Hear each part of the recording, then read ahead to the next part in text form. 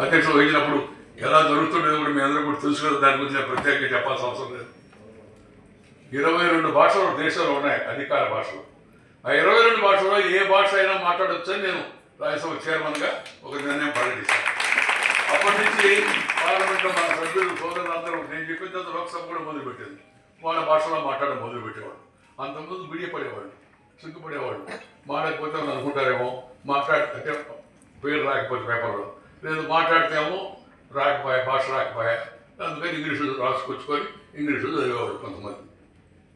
ధారాళంగా మాట్లాడిన వాళ్ళు కొంతమంది ఉండేవాళ్ళు. కానీ 22 భాషల్లో మాట్లాడుతుంది ఇప్పుడు అవకాశం ఇచ్చాము. అందరూ ఇప్పుడు స్వేచ్ఛగా మీరు కావాలంటే పార్లమెంట్ ఆన్ చేసి చూడండి.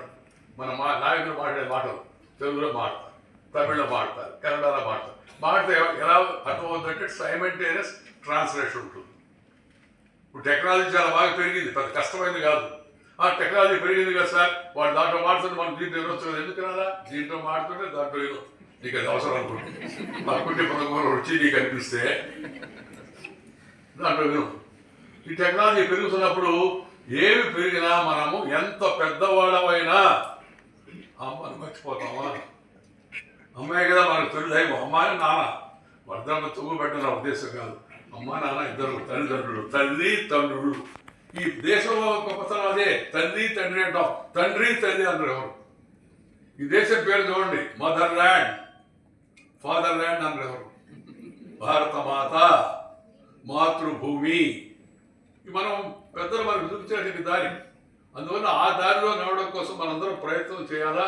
మాతృభాషలో చదువుకోవాలా, మాతృభాష మాట్లాడాలా, ఇతర భాషలు కూడా నేర్చుకోవాలా. ఎన్ని కావాలంటే నేర్చుకునే శక్తి మన వాళ్ళకు ఉంది. ఇప్పుడు మన వాళ్ళు కొంతమంది నేర్చుకునే పెద్దవాళ్ళు నిన్నే చెప్పాను నేను. ప్రపంచంలో ఉన్న మల్టీనేషనల్ కంపెనీలు, బహుళ జాతి కంపెనీలు 12 కంపెనీలకు చీఫ్ ఎగ్జిక్యూటివ్ ఆఫీసర్ మన ఇండియా వాళ్ళు. దాంట్లో మన తెలుగు వాళ్ళు కూడా ఉన్నారు. నా దగ్గర సత్య ఇలా తెలివి, ఈ నేల, ఈ భూమి. ఇందాక మన కృష్ణ గురించి మాట్లాడుకున్నాం కదా. ఈ కృష్ణా జలాలు మన జలం, కృష్ణ నది అంటే జీవన ధారని, మన జీవితానికి వెలుగుచ్చింది ఆ కృష్ణా నది, ఆ గోదావరి నది, ఆ పెన్నా నది, లేదా ఆ మహానది, లేదా నర్మద, ఆ తపతి, ఆ గంగా, ఆ యమున, సరస్వతి, అనేక నదులు. నదుల పేర్లు కూడా మన వాళ్ళందరూ కూడా మహిళల పేరుతో పెట్టారు. అది గొప్పతనం ఈ దేశంలో. చూడండి, అందరూ అన్ని నదుల పేరు చూడండి, ఎక్కువ నదులు మహిళల పేరుతో ఉంటాయి. ఎందుకంటే మహిళకి మనిషి గౌరవం అది. అందుకని నేను అందరూ కోరేదంటే ముందు మాతృభాషలో మాట్లాడండి. ఇంటిలో, వీధిలో, గుడిలో, బడిలో, అమ్మ ఒడిలో నుంచి మాట్లాడిన మాట ఏదో ఉందో ఆ మాటనే మాట్లాడారా. ఈ మమ్మీ డాడీ కల్చర్కు స్వస్తి చెప్పాలి మనం. ఈ మమ్మీ డాడీ బీడీ జాడీ కేడీ మనకెందుకు నాకు అర్థం కావాలి. మన అమ్మ అంటే అక్కడ దాకా కనబడుతుంది. మమ్మీ అంటే మచిలీపట్నం దాటిపోదు. మాట్లాడుకుని రాత్రిపూట కావాలంటే హాస్టల్లో స్టూడెంట్స్ ఒకసారి ట్రై చేసుకోవాలి చూడండి. మమ్మీ అంటే మూత్ర నుంచి పెద్ద నుంచి వస్తుంది. అమ్మ అంటే లోపల నుంచి వస్తుంది.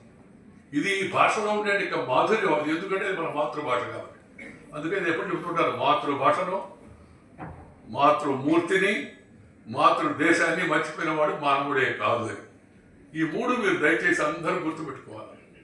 తల్లిదండ్రులు మనకు కనిపించే దైవాలు, వాళ్ళని ఎప్పుడు మర్చిపోకూడదు. పిల్లలు జీవితంలో పైకి రావాలంటే తల్లిదండ్రులు గౌరవించుకోవాలి. ముత్తాతలు ఉంటే వాళ్ళ ద్వారా అనేక విషయాలు తెలుసుకోవాలి. నేను నా చిన్నప్పుడు 13వ నెలలో మా అమ్మ చనిపోయింది. మా అమ్మని చూసి అదృష్టం నాకు కదా. అంతా నేను మా అమ్మమ్మ, మా తాతయ్య వాళ్ళ దగ్గర నేర్చుకున్నాను. ఇంత స్థాయికి వెళ్ళాలంటే నాకు ఫౌండేషన్